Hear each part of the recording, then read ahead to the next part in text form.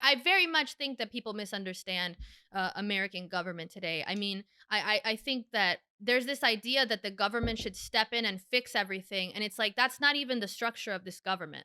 Like it really was not designed to be that way, and that might be maybe people disagree with that. They think okay, it should be different, but it's not.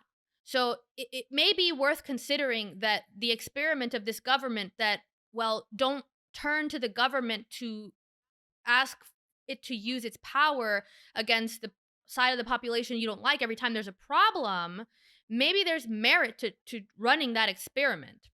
You know, I particularly don't think it's wise to take a system that was specifically designed to be suspicious of itself and to be limited in power, and then to start granting it more power, because then it's almost as if it's not designed for that.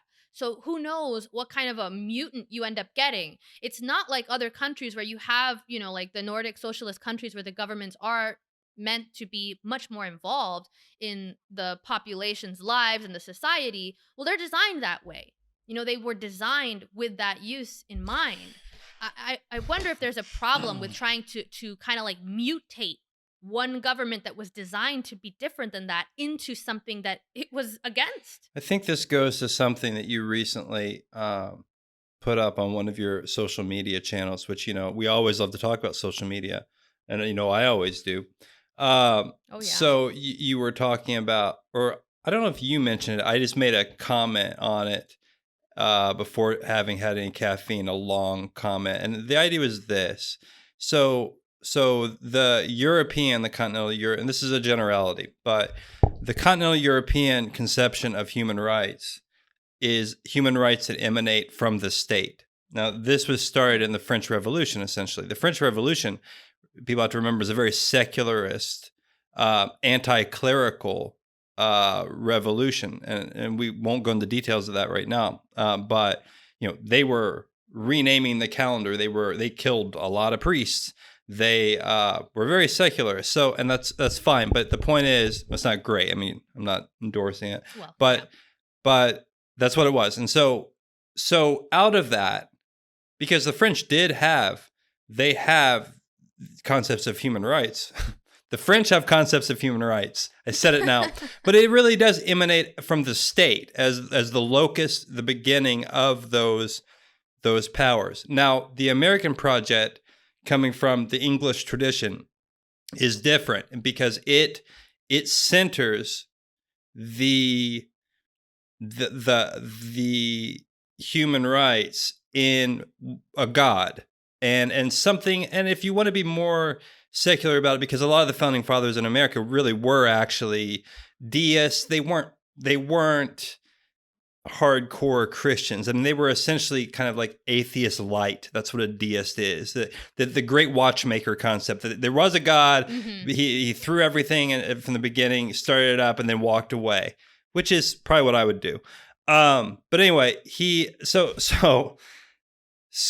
but still, they used this idea of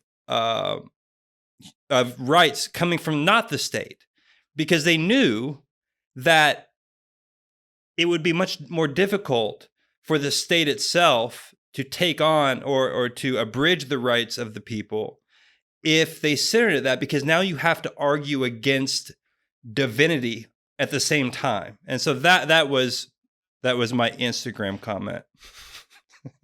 That's an interesting point, because that's another thing that I think is unique to American government, and you touch on it a little bit with this idea of divinity. One of the things that I came away with through learning more about the very early philosophy behind American government is the idea of this kind of individual divinity.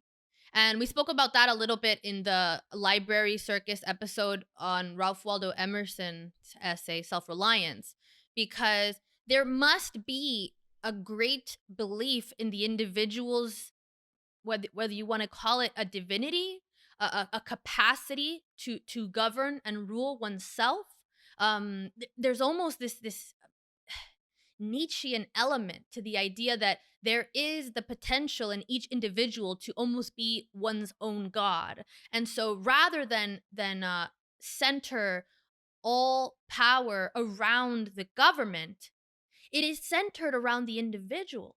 Yep. It's as if, you know I what I mean? do. Like, there's something I there. do. I think that this is going to come back to a point that you're going to touch on here in this episode about Hmm. the advent of Lutheranism, and Yes, we're Calvinism. gonna go Because what there. you just said, that I don't think it's quite right to say that they were conceptualizing as the individual being their own God. I think it was reliant, though, upon uh, a the abstract idea that certain rights are God given. And again, we get into religious stuff a lot, and I'm afraid that people are think I'm going to walk from, with my electric guitar playing Christian rock or something, and this is just an outreach mission for, undercover outreach mission. It's not. I think that we're both, relatively. I haven't been to church for a while, if you can't tell. But so, that's not where we're coming There's from. something called secular theology. I found this out recently. I think that I don't know exactly what it is, but it sounds like probably what we would be doing, like approaching theology, but from a secular standpoint. It's a I real bet thing. it is. It sounds like a cop out. Yeah. I just anyway, yeah. Well, when we discuss history, when we talk about all this, we're always going to have to talk about religion and God, and not just the Christian God. We'll be talking about many different types of gods, but it's necessary. It is very odd to me though how it does. I do feel weird talking about it still. Like Huh. I'll That's be interesting. mistaken somehow. But anyway, that's Huh. a side thing.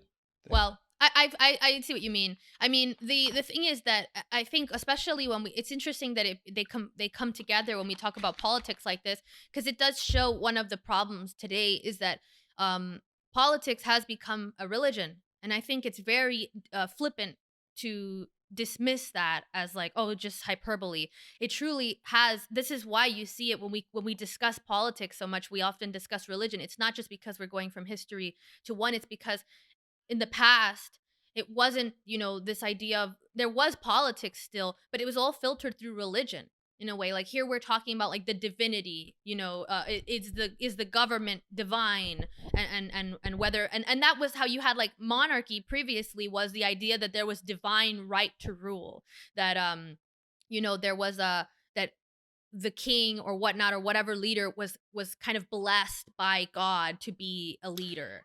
And that changed later on,